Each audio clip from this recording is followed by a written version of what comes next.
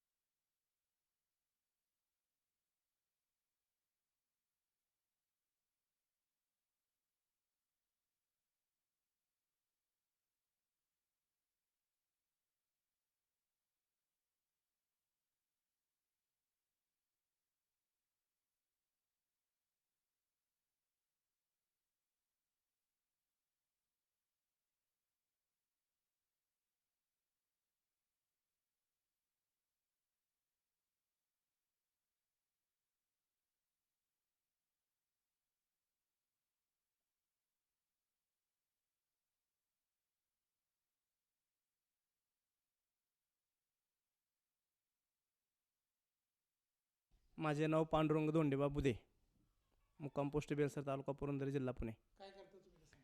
मी accurate इंजिनिअरिंगमध्ये production manager आहे.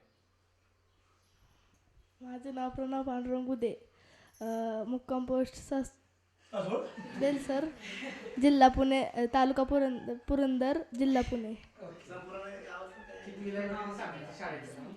इयत्ता सातवी विमासिक तो सेमीला आहे. माझे नाव वैशाली पांडुरंग बुधे. काय शिक्षण झालंय तुमचं? काय असते ग? 10वी. रुपाली प्रकाश बुधे.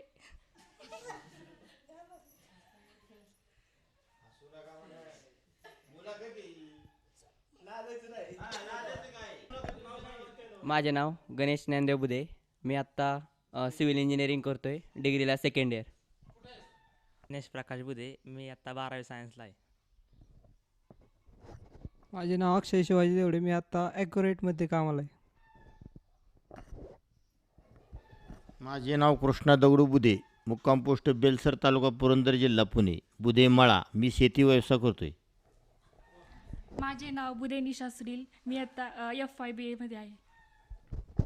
माझे नाव महेश सुनील बुधे. मी आता 11वी सायन्समध्ये शिकत आहे. माझे नाव प्रणाली पांडुरंग बुधे आहे. मी आता 10वीत आहे. माझे नाव मनीषा प्रकाश बुधे. मी येथे शेती व्यवसाय करते. माझे नाव सुनीता संजय बुधे. मी शेती व्यवसाय करते. माझे नाव सविता सुनील बुधे. मी पोल्ट्री बघते. संगीता ज्ञानदेव बुधे. शेती व्यवसाय करते. सांगितलं की नाव ऐकलं की मामा तुम्ही? संगीता ज्ञानदेव बुधे.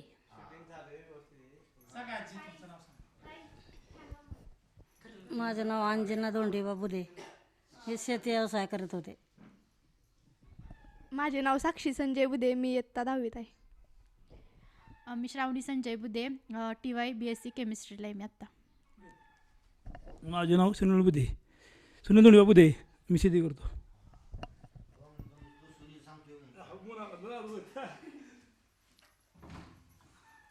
सध्या जगभर कोरोनाचं थैमान आहे. त्याच्यावर कुठल्या प्रकारचा उपचार उपलब्ध नाही. अमेरिका, स्पेन, इटली आणि चायनामध्ये फार मोठ्या प्रमाणावर मनुष्यहानी झालेली आहे. त्यामुळं भारतानं संपूर्ण देश लॉकडाऊन केला आहे. पंतप्रधान, मुख्यमंत्री सातत्यानं आव्हान करतायत की सर्वांनी घरातच राहा, सुरक्षित राहा, बाहेर पडू नका, सुरक्षित अंतर ठेवा. गेले एक महिनाभर महाराष्ट्र किंवा भारत लॉकडाऊन झाल्यामुळं अनेक प्रश्न निर्माण झालेले आहेत. पब्लिक ट्रान्सपोर्ट बंद आहे, रेल्वे बंद आहेत, एअरलाईन्स बंद आहेत, कारखाने बंद आहेत.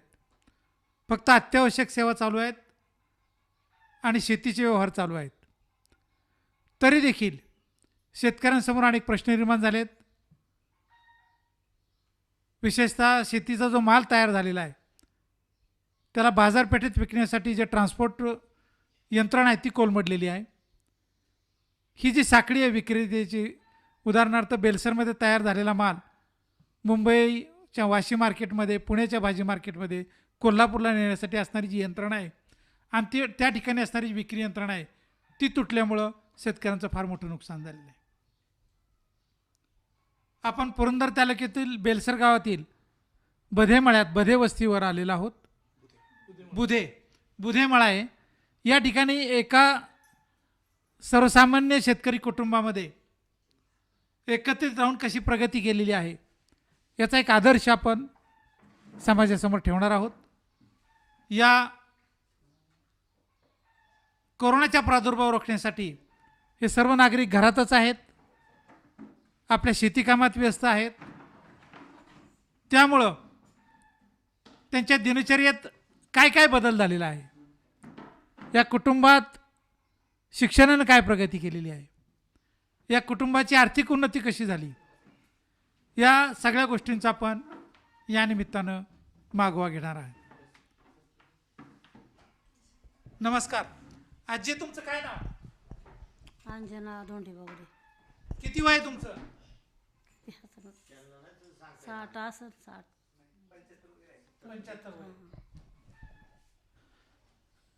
या कुटुंबातील प्रमुख आहेत. काही वर्ष उज्जैनमध्ये त्या होत्या, इंदूरमध्ये होत्या, बरोबर आठवतोय तुम्हाला.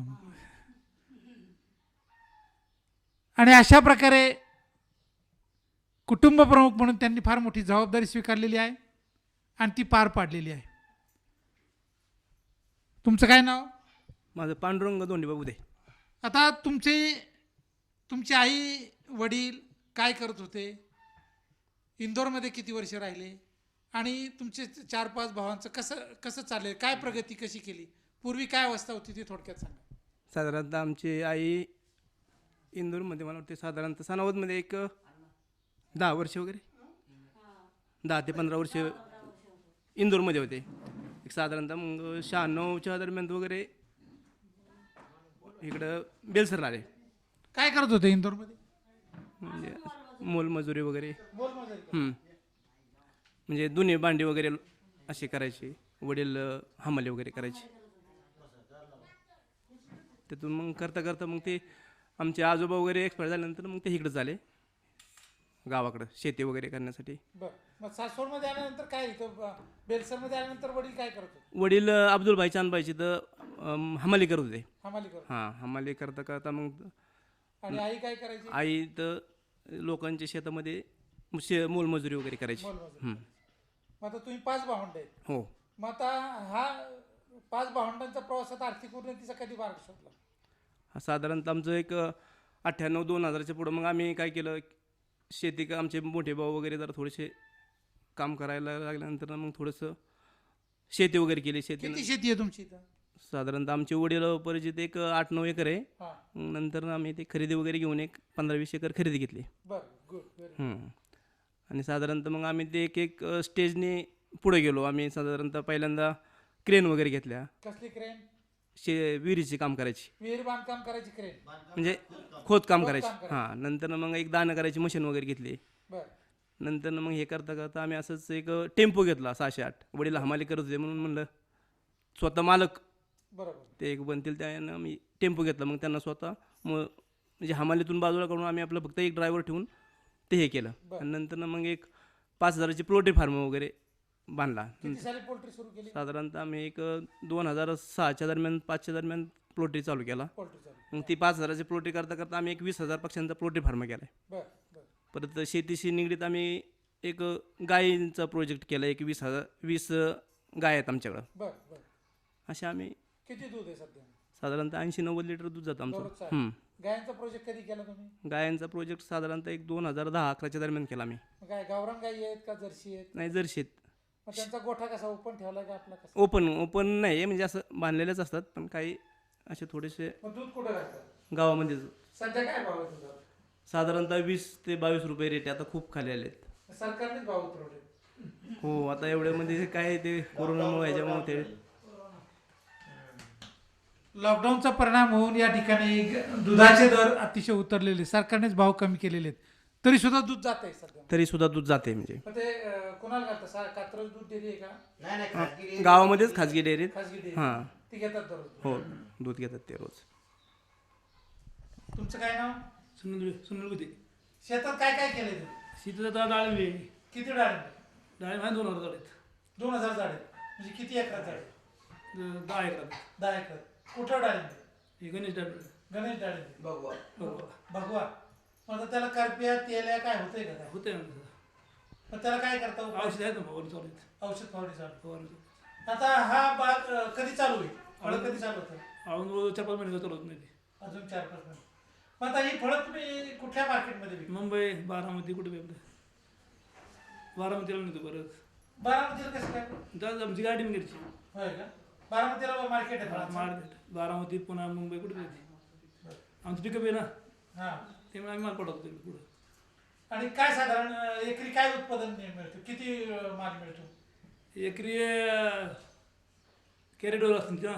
हा, किती कॅरेट? 500 कॅरेट निघते एका एकरात. 500 आता ही तुमची 10 एकर म्हणलं मोठ्या प्रमाणात माल निघत असं. हा निघतात की. किती दररोज कॅरेट निघतात साधारण? 100-200 कॅरेट आम्ही काढतो आपली गाडी भरून निघतो दररोज? हा. दोन पळायची महिनाभर आपली एक महिनाभर चालतो मला.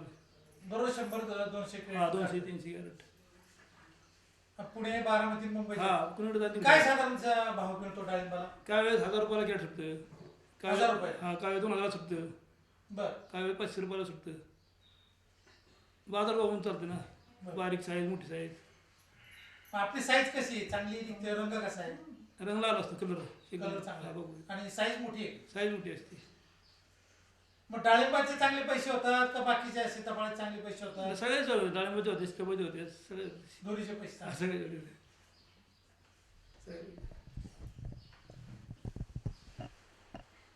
अशा प्रकारे यांनी शेतीच्या माध्यमातून, पोल्ट्रीच्या माध्यमातून गाईचं गोठा तयार केला आणि त्यातून उत्पन्नाची साधनं वापरलेली आहेत आणि आपल्या कुटुंबाची पुढची जी पिढी आहे ती शिक्षणासाठी त्यांनी उपलब्ध करून दिलेली आहे. आजी, तुम्ही प्रत्यक्ष इंदूरमध्ये काय काय काम केलं? इंदूरमध्ये हेच केलं. काय? दोन्ही भांड्याचं काम करायचं. आणि मालक काय करायचे? मला हमालीच करत होते. हमाली काम करायचं. मग ते गाव का सोडलं ते इंदूर? मग आता इथे शेती होतं, शेती आलो. इंदूरला काय होळकरांचं काय आहे तिथं? होळकराचा वाडा आहे, पण तिथे होळकराचं नामचं काही नव्हतं ना. तुम्ही पाहिला का वाडा? हो. होळकरांचा वाडा पाहिलाय? तुम्हाला काय तिथं कोणी मदत केली का? नाही. नाही काय केली.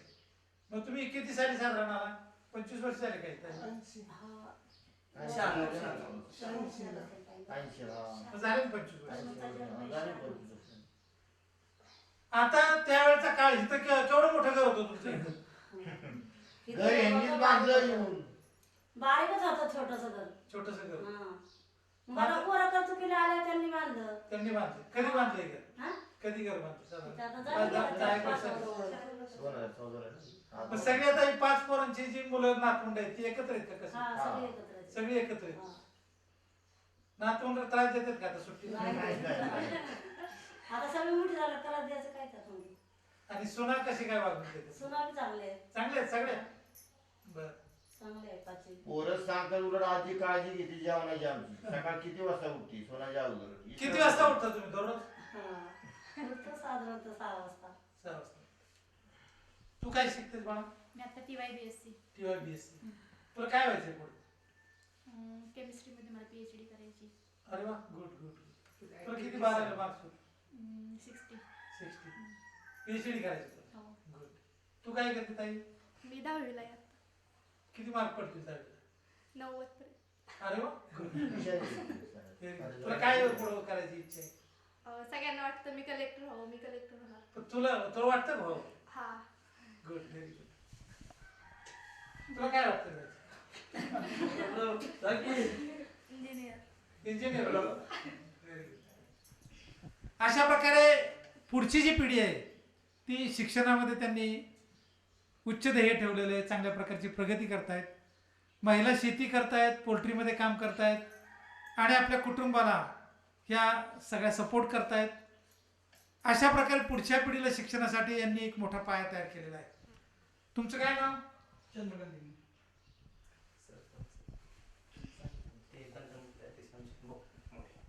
तुमचं नाव काय? चंद्रकांत पांडुरंग. तुम्ही सरपंच होता इथं? नाही, मिसेस सरपंच होता. मिसेस सरपंच होता. आता ही ज्या बुधे कुटुंबाची जी प्रगती आहे त्याबद्दल तुम्हाला काय वाटतं? त्यांनी शून्यातून तयार केलं सगळं. कोणा यात कोणाचा हिस्सा मोठा आहे? कुटुंबातील सर्वांचंच म्हणजे पाठबळ आहे त्यांचं, सर्वांचंच मिळून. असं काही नाही की सगळेच काम करतायत, सगळे म्हणजे आता ह्याच्यात लहान मुलं सुद्धा अशी बसलेली दिसणार नाहीत कधी. आता ही पाचही भावांची जी मुलं आहेत, नातवंड आहेत, सगळे सुना सगळे वादविवाद भांडण्याकडनं काय होत नाही, वाद नाही होत. काय होत त्यांच्यात वाद झाले ना तरी 10 मिनिटात विषय मिटलेला असतो. बर बर. कारण मी जवळूनच पाहत असतो त्यांचा विषय. मी बोललो ना. तुम्ही काय तुमचं नाव सांगा? प्रकाश बुधे. तुम्ही तंटामुक्तीचे अध्यक्ष आहेत का? मग घरात तंटा होतो का? नाही ना, कसं होईल? गावात होऊन देत नाही तर घरात कसं होईल? गावात होतो का तंटा? होतात की भरपूर चालू आहे. आता तंटा चालूच मिटून आहे. गेला. आता गावात तंटा मिटून आला. हो, मोजमाप चालू होते. यांचे फोन येत होते बंधुराजचे, लवकर या लवकर या. काय मोजणीवरून वाद होता का? हो, बांधावरून चालते तर. मग शासकीय मोजणी आली का तसंच आपली? नाही, आम्हीच मोजले खाजगी म्हणजे. तुम्हीच खायचं. हो, मिटला का वाद? मिटला. किती वर्ष तुम्ही तंटामुक्तीचे? 2 वर्ष झाले. 2 वर्ष. बरं, आता तुमच्या ह्या गावामध्ये कोरोनाबाबत काय काळजी घेतली का नाही? भरपूर काळजी घेतो. काय काय केलंय गावात? आम्ही आता गाव सेल केले, संपूर्ण रस्ते बंद केल्यात, हा संपूर्ण कुटुंबाला साबण वाटले, तुमचे ते सॅनिटायझर वाटलं, हा. मास्क वाटले. सगळ्यांना रोज सांगत असतो काळजी घ्या. साहेबांचे राऊंड असतात सकाळी संध्याकाळी, तिथं आम्ही हजर असतो. सरपंच हे आम्ही सगळे ते चांगलं जोमाने काम करतोय कोरोनाबाबत, की बाबा जेणेकरून आपल्या तालुक्यात त्याचा प्रभाव होऊ नये. आता तुमच्या गावात बाहेरची लोक किती आहेत की बेलसर मध्ये ती पुण्या मुंबईला गेली ते आता आल्यात? असे आहेत 100-150 लोक आहेत, पण ते अगोदरच आलेले आहेत. आपल्या यात्रेचा जो कार्यकाल होता ना, हा शिखर शिंगणापूरला कावड, त्या परत मध्ये आले त्या टायमातच लॉकडाऊन झालं. बर.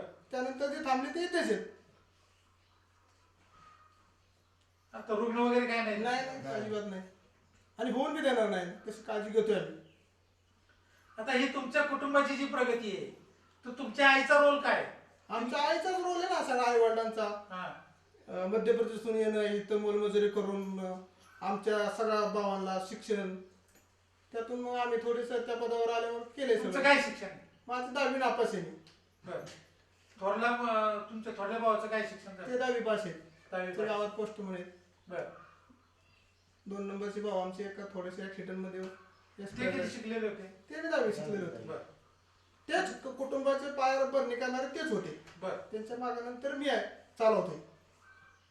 आता आता तुमच्या ह्याच्यात जी अडथळा जाण्याची परिस्थिती आहे, तुम्ही सगळे भाऊ सगळं कुटुंब एकत्र आहे. हो, सगळं एकत्र. मग एकत्र राहिल्यानंतर काय प्रश्न निर्माण होतात का नाही? नाही, तसं काय होत नाही. नाही काय तसं जाणवत मला तर अजून.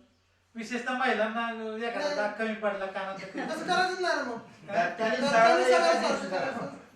दाताने सगळ्याची खरेदी सारखी करायची.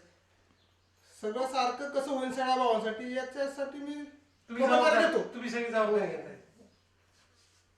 कमी जास्त काय काय नाही काय. कुटुंब मी सध्या आता जे 2 नंबरचे भाव गेल्यापासून मी सगळं पाहतोय. आता ही जी मुलं पुढची शिकतात तर त्यांच्याकडून काय तुमच्या अपेक्षा आहेत? आता काय त्यांच्या शिक्षणावर आहे, त्यांच्या त्या मार्कावर आहे. कसं आहे, त्यांना आम्ही सतत सांगत चाललेलो आहे की आम्ही तुम्हाला कुठं कमी पडणार नाही. तुमचा मार्ग तुम्ही आता शोधत काय व्हायचे, कोणाला काय व्हायचे, त्यासाठी आम्ही पाठबळ उभे आहे मागे. मुलांना बी सांगितले, मुलींना बी सांगितले. आता तुमची इथं किती घर आहेत बोधे कुटुंब? 10 घर आहेत. 10 घर आहेत. हम्म. मग आता इथं तुम्ही त्या समाजासाठी काय काम करताय? चालूच असतं काय आता समाजासाठी, कसं त्यांच्यात मिळून मिसळून राहणं, त्यांच्याशी एकत्र ठेवणं सगळ्यांना, अशी युनिटी करून चालूच आहे सगळं. म्हणजे मार्गदर्शन करायचं. ते बी आपल्याला विचारतात बाबा काय कार्यक्रम करायचा, कसा करायचा, काय करायचं, ते सगळं अगदी चांगल्या पद्धतीत चालू आहे. म्हणजे वाद काय अजिबात नाही. आता कुटुंबाचा पुढचा टप्पा काय? आता इथून पुढे तुम्हाला काय शेती घ्यावीशी वाटते, उद्योग वाढवा वाटतो किंवा मुलांनी नोकऱ्या कराव्या असं वाटतंय? तुमचं मत काय? नाही आता इथून पुढे आता आमची तर आता काय थोडंसं काय दिसत आम्ही आता रिटायरमेंटला आता आमचं वय 40-45च्या घरात आहे, 10 वर्ष आम्ही अजून पळू. आता मुलांना काय त्यांच्या दृष्टिकोनातून आपण जी काय मार्गदर्शन देतोय की बाबा कुठं व्यवसायात उतरा. आता एक आमचं मोठ्या मुला इंजिनियरला टाकलंय मी राजगडला, की बाबा बांधकाम व्यवसाय आता नोकऱ्यांची तर खूप बेकारी चाललेली आहे, तरी व्यवसायाच्या लाईन मधून उतरावं असं आमचं म्हणणं आहे. पण ते त्यांचं काय कसपीत कधी करतील काय करतील तर त्यांच्यावर आहे. त्यांच्या जबाबदारी. हो आता बेलसरगावचं काय वैशिष्ट्य सांगता येईल तुम्हाला? बेलसरगाव आता काय परिस्थिती, पाण्याची परिस्थिती कशी पाण्याची आहे, परिस्थिती शेतीची परिस्थिती काय आहे? शेतीची परिस्थिती तशी बेलसर चांगलंच आहे, प्रगतशील गाव आहे. हा. परंतु आता पाणी बी यावर्षी चालू वर्षी भयंकर पाऊस झालेला आहे. आताची कंडिशन पाण्याची चांगली आहे. परंतु आता ह्या कोरोनाच्या प्रभावामुळे काय शेतकरी बी तोट्यातच आहेत. कांदे जागेवर पडलेले आहेत. हा. पुढे काय पीक उभं करावं, हे किती दिवसात मिटते नाही मिटते याच्या चिंतेत आहेत काही. आता पुढे मे महिन्यानंतर टोमॅटोच्या लागवडीची गडबड असते. आमचं मुख्य पीक टोमॅटोच आहे बेलसरचं. किती एकर टोमॅटो साधारण होतं बेलसर? बेलसर मध्ये तरी 2,000 एकर सरपंच.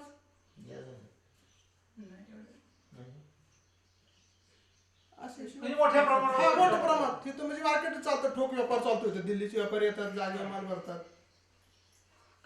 डाळिंब सुद्धा दिल्लीचे व्यापारी घेतात, तर हो. तुम्ही काय करता? नाही डाळिंब आम्ही देतो की त्यांना बी देतो, जसं आपल्याला परवडेल ना, आपल्याला जसं योग्य वाटेल. आपण माल पिकवणार आहे म्हणजे विकवणार बी आपणच. आपल्याला जर योग्य वाटलं बाबा दिल्लीच्या व्यापाऱ्यांनी योग्य घेतले तर त्याला द्यायचं, नाही वाटलं तर पुण्याला न्यायचं, नाही वाटलं तर एक आमचा मित्र बारामतीला त्याला मी पोच करतो. ते मागे एक 2-4 वर्षापूर्वी टोमॅटो आणि डाळिंबाच्या व्यापारात दिल्लीच्या व्यापाऱ्यांनी फसवले. आपल्या इथे काय नाही झालं? तसं नाही काय प्रकार इथं. आपल्या इथे काय नाही नाही. नाही. पैसे मिळतात ते. हो. आणि आता अलीकडे शेतकरी फार ही झाले, सुज्ञ झाले. हा. अगोदर पैसे टाक मग गाडी सोडणार, अशा पद्धतीत आता सगळे लोक म्हणजे जागरूक आहेत, पहिल्यासारखं राहिलेलं नाही. डाळिंबाचे पैसेही रोख नाही. हो सगळं रोखणार. कारण टोमॅटोचं एवढं क्षेत्र आहे, मग सगळा माल कुठं जातो? पुणे मुंबईत जातो का कुठं? इथून नाही ना, टोमॅटोचं खूप क्षेत्र आहे, इथून सगळीकडे माल सप्लाय होतात. बरं, म्हणजे व्यापारी इथं खरेदी हो, करतात व्यापाऱ्यांचं- आणि मग ते त्यांच्या सोयीने पाठवतात. हो, त्यांच्या गाड्या येतात, कॅरेटे उतरतात, त्यांचे मजूर इथं असतात, अड्डे असतात, ते रोजचे रोज कॅरेटे लोकांना देतात, रोजचे रोज संध्याकाळी जमा करतात त्यांच्या मग आपल्या पद्धतीने. शेतापर्यंत येतात नाही? हो, शेतापर्यंत येतात सगळं, निवड बिवड करून तेच नेतात सगळं. आपण तोडून द्यायचे का तेच तोडतात? नाही ते करतात, तोडणे आपली फक्त कडा लावून द्यायची बांधाच्या कडेला, तिथं त्यांची गाडी येईल अशा ठिकाणी तिथं ठेवायची. मग उक्त देता का वजन? नाही कॅरेटवर. कॅरेटवर कॅरेटचा भाव ठरलेला असतो. काय साधारण कॅरेट जातं चांगला भाव? काय 100 पासून 1000 पर्यंत बी जातं. पण ते टोमॅटोचं मार्केट म्हणजे काय स्थिर नसतं अजिबात. बरं. आता जर 1000 रुपये असेल तर दुसऱ्या दिवशी पार 200 बी येतं, तिसऱ्या दिवशी पार 50 वर बी येतं, असा तो विषय. आता बेलसरमध्ये टोमॅटो, डाळिंब आहे, आणखी कुठले चांगले प्रकार आहेत? काय ते कांदा. कांदा. हो, हे 3 पिकं. कांदा साधारण किती एकर असेल? कांदा टोमॅटोच्या जागेवर सगळा कांदाच लागतो असं म्हणायला काही अडचण नाही. बरं बरं. म्हणजे टोमॅटो आणि कांदा अशी पिकं हो, दोन दोनच घेतली नगदी पिकं. वर्षभरात हो. दोन पिकं घेतली. म्हणजे 2000चा एकर टोमॅटो असतो तो 2000 हा, एकर कांदा असतो. तेच धरून चालायचं. तेवढं धरून चालतं. मग कांद्याची या वर्षी काय परिस्थिती आहे? कांद्याची परिस्थिती चांगली होती. हा. कांद्याची यावर्षी परिस्थिती चांगली होती, पण ह्या रोगाच्या प्रभावामुळे फार मार्केट डल झालं. अजूनही बी हजारो ट्रक पडलेले आहेत वावरातच. माल तसाच पडला. हो, म्हणजे ह्या रोगामुळे थोडस शेतकऱ्यांचं विस्कळीत झालं शेतकऱ्यांचं.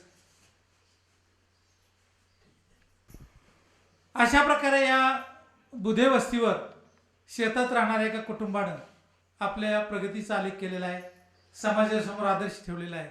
खरं मध्ये भाऊ एकत्र राहतात, पण त्यांच्या मिसेस नातवंड सगळी एकत्र राहिल्यात आणि आजींच्या समोर सगळी आनंदात आहेत. हे एक वेगळाच अनोखा प्रसंग आपल्याला या ठिकाणी पाहायला मिळतोय. काही एक कुटुंब त्यांनी सासवडला शिक्षणासाठी ठेवले आणि घरामध्ये कुटुंबाला सगळ्यांना समान न्याय दिला जातो असं कुटुंबकर्त्यांनी सांगितलेलं आहे. त्यामुळं कुटुंबात कुठं वाद नाही, महिलांच्यात संघर्ष नाही, अशा प्रकारचं एक आनंदाचं वातावरण या ठिकाणी निर्माण झालेलं आहे. वडील हमाल होते, आई दुसऱ्याकडे मोलमजुरी करत होती. आज मात्र स्वतःच्या शेतीमध्ये एक हक्काचं उत्पन्न त्यांचं आहे. स्वतःचा गायींचा गोठा आहे, पोल्ट्री मोठी केलेली आहे. गावामध्ये सुद्धा आता त्यांना सन्मान मिळू लागलेला आहे. तंटामुक्तीचं अध्यक्षपद गेली 2 वर्ष या कुटुंबाकडे आलेले. अशा प्रकारे या कुटुंबाला समाज मान्यताही देखील आज मिळालेली आहे. आर्थिक संपन्नता, बौद्धिक संपन्नता आणि समाज मान्यताही या कुटुंबानं आपल्या कर्तृत्वावर मिळवलेलं आहे. अशा प्रकारे खरं तर होळकर कुटुंबानं या आपल्या जे खंडोबाचं मंदिर आहे ते होळकर कुटुंबाने येऊन इथं बांधलेलं आहे. फार मोठी त्यांची जमून आहे, त्यांचे ट्रस्ट आहे.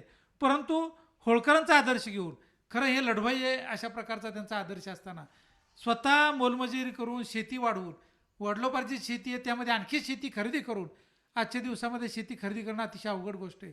परंतु या कुटुंबानं एकत्रित राहून हा प्रगतीचा मार्ग स्वीकारलेला आहे आणि शेतीमधून अतिशय उत्तम उत्पन्न काढून आपल्या पुढच्या पिढीच्या दृष्टिकोनातून एक भक्कम पाया तयार केलेला आहे. अशा प्रकारचं एक आदर्शवत कुटुंब आपल्या बेलसर गावामध्ये पुरंदर तालुक्यात बुधे वस्तीवर राहते याचा पुरंदरवासियांना सार्थ अभिमान. धन्यवाद. नाव काय तुमचं? माझं नाव मनीषा प्रकाश बुधे. आता पोल्ट्रीचे किती पक्षी आहेत? आता पोल्ट्रीत 15,000 पक्षी आहेत. 15,000 पक्षी. हो, 20,000चं शेड आहे, परंतु उन्हाळ्यामुळे कमी देतात. हो. मग आता हे जे कोरोनाचा प्रश्न निर्माण झालाय मग आपलं काय नुकसान झालंय का फायदा झालाय? नुकसान झालंय तसं म्हणजे गेला लोट आमचा. होता का?